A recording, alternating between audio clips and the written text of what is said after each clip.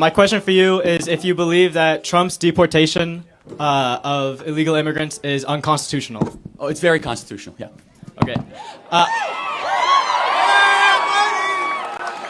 I disagree with that. I believe that it is in a violation of the Fifth Amendment, which provides due process to all persons in the United States. This would include non-citizens, and many of these people are being deported without having a trial or going before a judge, which is in violation of the due process. You are right. If there's an illegal here and they commit a crime while they are an illegal citizen, or not a citizen, legal resident or legal individual, illegal, they do get due process. However, there's two exceptions to that. There's something called expedited removal. So if someone comes within 14 days or they're within 100 miles of the border, the Supreme Court has ruled that you do not have to give them the same due process rights.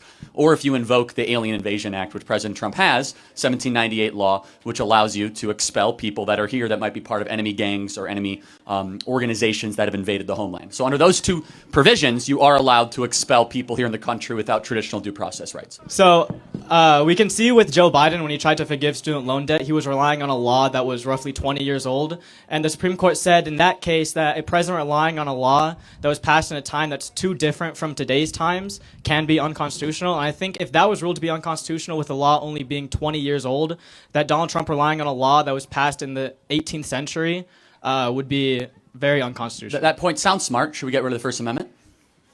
I'm confused where you're going with that. It's pretty old. The First Amendment has It's from 1787. Should we get rid of the abolition of slavery? That's from the 1860s. Should Well- old laws be getting rid of? Just because it's old doesn't mean it's bad. Should we get rid of the Second Amendment, the Fourth Amendment? You're the one arguing for due process, which actually was authored in 1791. Well, the difference So is old that stuff these doesn't mean laws... it's bad. It just means to just criticize it on its merits, not how long it's been around. If I went to Mexico without being invited or allowed, and I took a job, and the Mexican government found out, what would the Mexican government do to me? I'm not sure. They would send me back to America. And why was the reason you left the U.S. first? So reason, that's an interesting thing. Is there ever a legitimate reason, in your opinion, to commit a crime? No. Well, then the reason doesn't matter. Can you rob a bank because you wish you had more money? No. You work harder. Then why doesn't that moral standard apply to immigration? Because the system isn't doing its job. That's why I think we should implement more money. Because there is some people, like I do get it. You know, some people come here and then I do admit some of them commit crime, but not all of them. No, but they're all criminals if they came illegally. That's the distinction. By definition, they're breaking federal law 8 U.S.C. 1312. Just their presence here is against the law. If somebody comes into America without invitation and they are illegal, what do you think the penalty should be? I think it's humane to look at their case and why they had to leave everything they've ever known.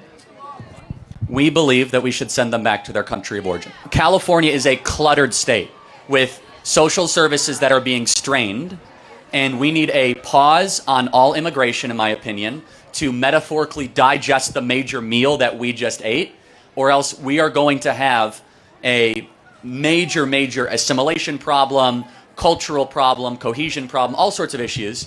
And I know this is a provocative thing to say, but immigration is something that you use as a way to benefit the homeland. You don't have to have immigration. We see people who come from all over the world, but can their different historical experiences, their different worldviews be compatible in America? It can to a limit, but we've let way too many people into this country way too quickly. Immigration can be a net benefit for your country, but nobody has a right to come into your country. It is a privilege.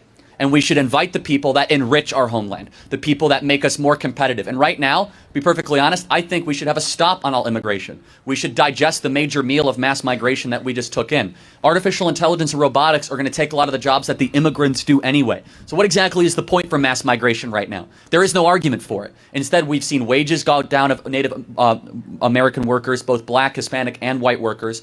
And so, look, the contention should be, the prioritization should always be on people that are in the country first. A politician is elected to govern and to have loyalty to citizens, not foreigners. And that's one of the major reasons why President Trump won back in November. Thank you for your time.